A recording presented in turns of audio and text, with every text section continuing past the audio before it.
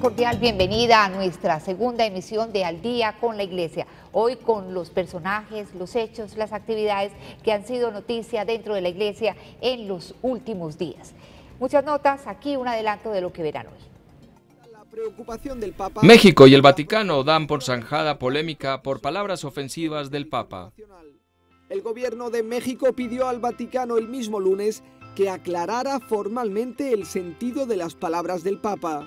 Rezad para que la curia y yo superemos las tentaciones, pidió el Papa Francisco. Perché in questo deserto, fra virgolette, che sono gli esercizi, possiamo ascoltare la voce di Gesù.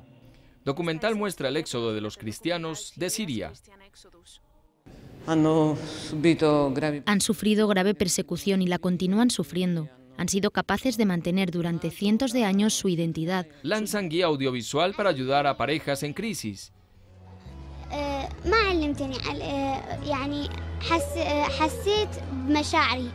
Murió por ser honrado.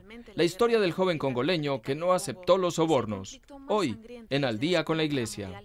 Porque dejó más de 5 millones de víctimas mortales.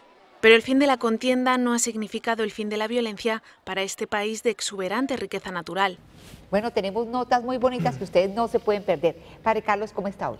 Muy bien, Miriam, pensando en el tip que teníamos en este día para este tiempo tan bonito de la Cuaresma, y les propondría a los televidentes que nos miráramos unos a otros con la mirada de Jesús. Es una mirada completamente distinta de la mirada humana. La mirada humana, nos dice el texto bíblico, el hombre mira las apariencias, lo externo, pero solo Dios mira el corazón. Cuando uno es capaz de mirar a otra persona en su corazón, uno tiene más misericordia, uno tiene más comprensión, uno tiene más paciencia. A veces una respuesta airada de alguien, si es la mirada de Jesús, nos va a llevar a decir, es que está emproblemada, es que tiene angustias por su trabajo, es que tiene problemas de salud, es que tiene una dificultad económica, entonces la atención a aprender a mirar a aquel compañero de trabajo, ese cónyuge, con los ojos de Jesús, nos da una mirada muy bonita, muy distinta, muy comprensiva, y es un muy buen tip para estos días de la Cuaresma. Bueno, una tarea difícil, pero que vale la pena realizarla, ¿no? Bueno, Padre Carlos, vamos a iniciar con la polémica y el malestar que generó un mensaje privado que el Papa envió a un amigo donde le manifestó que no quería que Argentina se mexicanizara. Un correo electrónico privado del Papa a su amigo Gustavo Vera ha provocado un problema diplomático entre México y la Santa Sede. Cuando era cardenal de Buenos Aires, apoyó las denuncias de la fundación de Gustavo Vera contra el trabajo esclavo en talleres y el tráfico de personas. Recordando aquellos tiempos, el Papa le respondió a otro mensaje el pasado sábado 21 de febrero. Querido hermano, gracias por tu correo. Veo tu trabajo incansable a todo vapor. Pido mucho para que Dios te proteja a vos y a los alamedenses.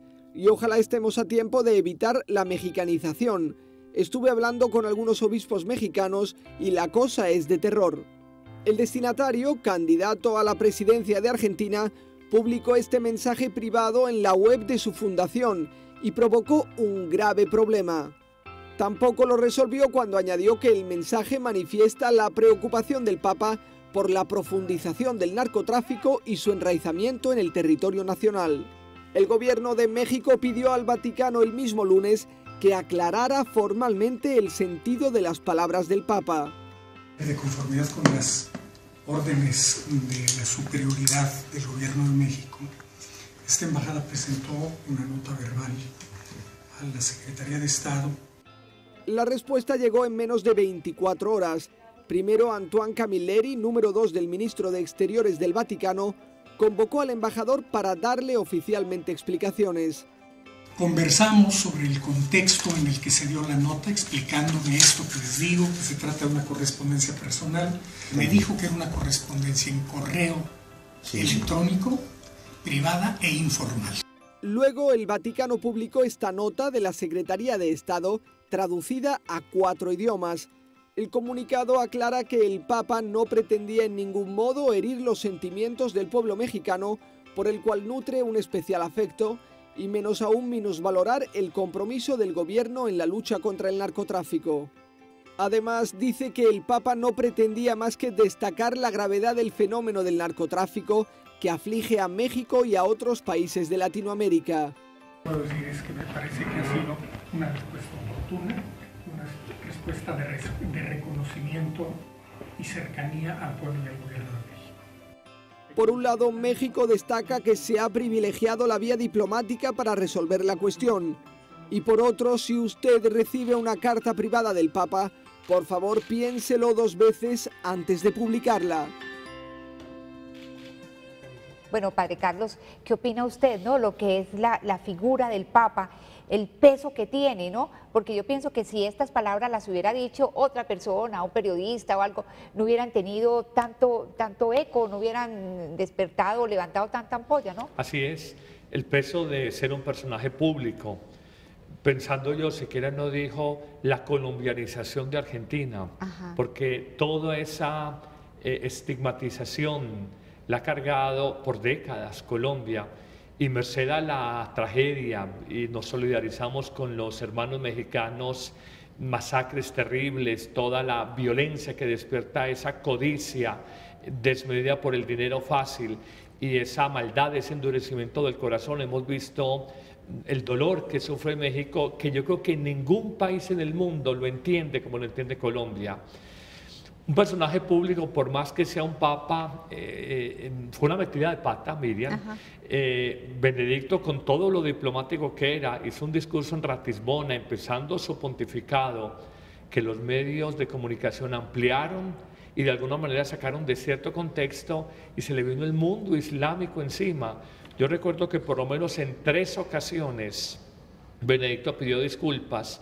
Aquí lo hace también Francisco, menos de 24 horas de la nota de protesta del gobierno mexicano, y en un entendido, el Papa es muy espontáneo para hablar, y en otro entendido, estamos hablando tal vez de la nación más católica, no solamente de América Latina, sino del mundo. Son 100 millones de mexicanos. Bueno, tal vez la más católica será por población Brasil, pero luego es México, una nación muy sensible a todo esto, de manera que está bien esas excusas, por más que sea un papa, se equivocó. Hay que decirlo, el Papa Francisco está bajo la lupa de muchas personas, de personas que lo quieren mucho y de personas que son sus detractores. Todo lo que haga, diga, piense, va a ser pues analizado por todos los lados. De hecho, el Papa ha pedido que recemos mucho por él y por la curia, entre otras cosas, para que no caigan en tentación. Francisco recordó en el Ángelus el significado del pasaje del Evangelio que narra las tentaciones de Jesús en el desierto. Il deserto è il luogo dove si può ascoltare la voce di Dio e la voce del tentatore. Nel rumore, nella confusione, questo non si può fare. La Iglesia recuerda este pasaje en el primer domingo de Cuaresma. El Papa explicó que este tiempo litúrgico es de escucha. Por eso recomendó leer el Evangelio y pidió a los peregrinos que rezaran por él y los miembros de la curia. Esa misma tarde comenzaban unos días de ejercicios espirituales. Volverán a Roma el viernes 27. Pregati perché in questo deserto, fra virgolette, che sono gli esercizi, possiamo ascoltare la voce di Gesù e anche correggere tanti difetti che tutti noi abbiamo e anche fare fronte alle tentazioni che ogni giorno ci attaccano. Al terminar el Ángelus, algunos sin techo repartieron a los peregrinos un libro llamado Custodia tu corazón. Era un regalo de Francisco, que recomendó leerlo porque contiene enseñanzas básicas del cristianismo que ayudarán al crecimiento espiritual en este periodo de conversión. Padre Carlos, la tentación la vamos a tener siempre con nosotros y muchas veces disfrazada de las más variadas formas, ¿no? De pronto hay que decir no muchas veces, sino siempre. El tentador siempre se disfraza. La expresión del apóstol San Juan, padre de la mentira, no es gratuita. Siempre la argucia del mal es presentarse a veces como bien o simplemente presentarse de manera muy sutil que está a favor del ser humano. Hay armas concretas que nos presenta este tiempo de Cuaresma frente a la tentación de Jesús en el desierto de Judea o frente a la tentación de cada día en el desierto de la vida. Y las podemos enunciar. La primera, Jesús se defendió siempre del maligno argumentando la palabra de Dios. El maligno le decía, está escrito, pero Jesús le contestaba, también está escrito en la palabra, y le citaba el texto correspondiente. Segundo, la obediencia al Padre Dios. Jesús se sintió tentado, aparta de mí este cáliz, este destino de muerte, pero Jesús al mismo tiempo se apoya en la obediencia de Dios y dice, no se haga mi voluntad, sino la tuya. Tercero, la confianza en que Dios no abandona. Jesús en un momento de la cruz dijo, Padre, oh Dios mío, ¿por qué me has abandonado? Se sintió abandonado Dios, pero luego la última palabra de su vida es, Padre, en tus manos encomiendo, confío mi espíritu, confío mi vida. De manera que vemos que son armas frente a la tentación. Cuarto, Jesús propone oración y ayuno, y Él lo dice, esta clase de demonios solo salen con oración y ayuno. Quinto y último, María. María siempre es temida por el maligno. Ella es la suprema humildad frente a la suprema soberbia, la suprema pureza frente a la suprema impureza del maligno. Ella es la suprema docilidad frente a la suprema rebeldía de Satanás. De manera que son 5 armas muy sencillas, pero muy eficaces para que podamos rezar con paz ese no me dejes caer en tentación. Padre, yo agregaría una cosita más, es aprender a detectar cuando el maligno es el que nos está seduciendo. Cuando uno ya lo detecta, ya lo puede combatir de pronto más fácil. Bueno, y continuando con este informativo, los cristianos en Siria han dicho que el mundo se ha olvidado de ellos, que todos nosotros nos hemos olvidado de ellos. Pues bien, porque hemos puesto los ojos en otros conflictos tan graves como lo que está pasando en Irak, lo que ha pasado en Palestina, lo que sucede en África. Pues bien, aquí tenemos un documental sobre el éxodo de los cristianos en este país, en Siria. Acoge a una de las comunidades cristianas más antiguas del mundo. Allí fue bautizado San Pablo, pero ahora es uno de los lugares donde más sufren los cristianos. Además de los 4 años de guerra en Siria, también padecen persecución por el hecho de estar bautizados. Después del Líbano y Egipto, Siria albergaba el mayor porcentaje de población cristiana de la región. Representaban aproximadamente el 10% de los sirios. Hoy viven en éxodo permanente. Esta es la historia que nos relata el documental Syria's Christian Exodus. Han sufrido grave persecución y la continúan sufriendo. Han sido capaces de mantener durante cientos de años su identidad, sus motivaciones, su fe, para poder permanecer en el país del que eran los ciudadanos originales.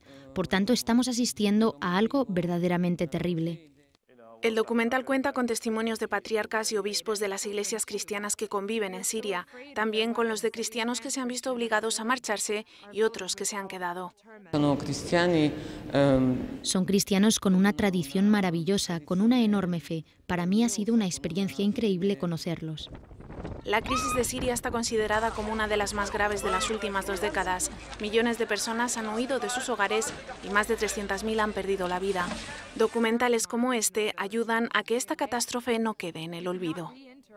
Bueno, hay que ver el lado positivo, Padre Carlos. Todas estas personas que están saliendo de Siria seguramente van a formar comunidades cristianas en otras partes del mundo, ¿no? Nunca creció tanto el cristianismo como en la gran persecución de Jerusalén hace 2000 años.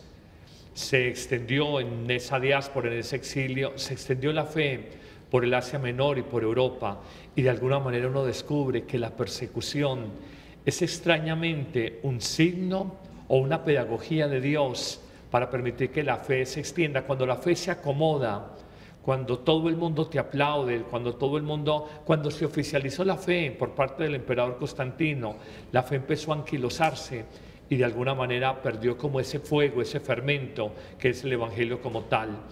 ¿Qué decir?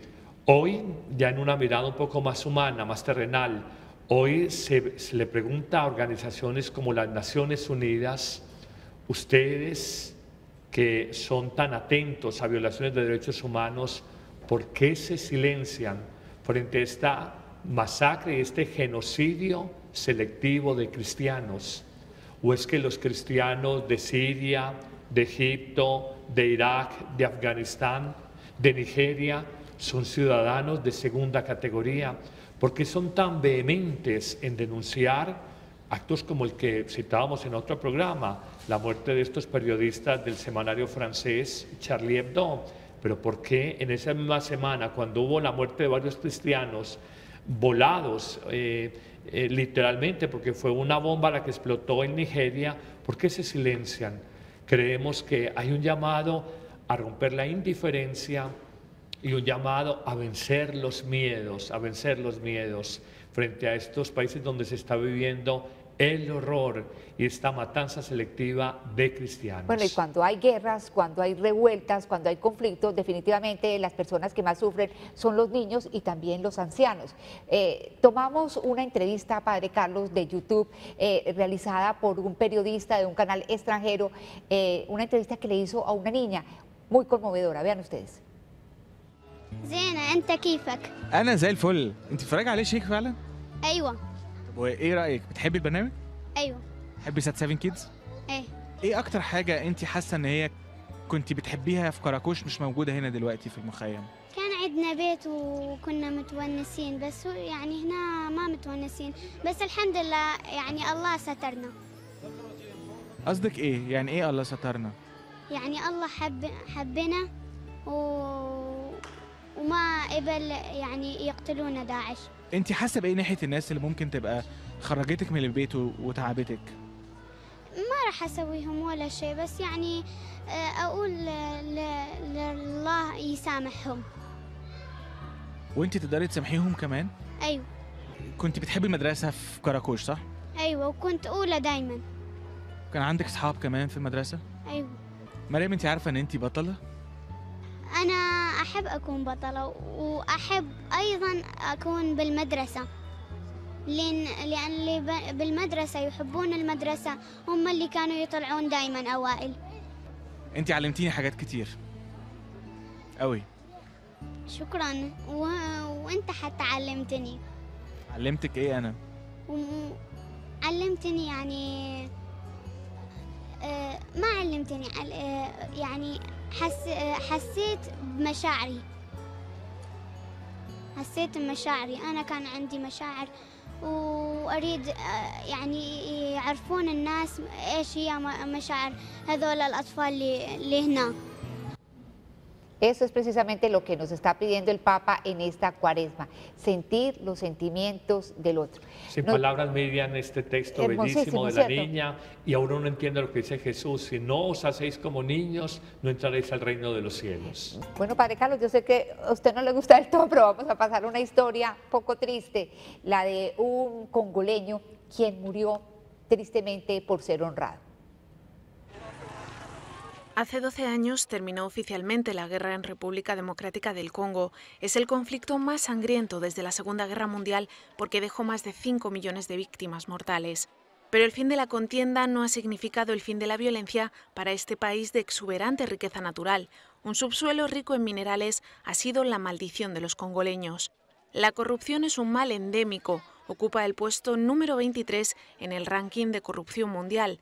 En este contexto se desarrolla la historia de un joven que no se dejó llevar por el dinero fácil, Floribert Wana Chui. Floribert se opuso a la dictadura del materialismo, a la idea de que el dinero lo es todo.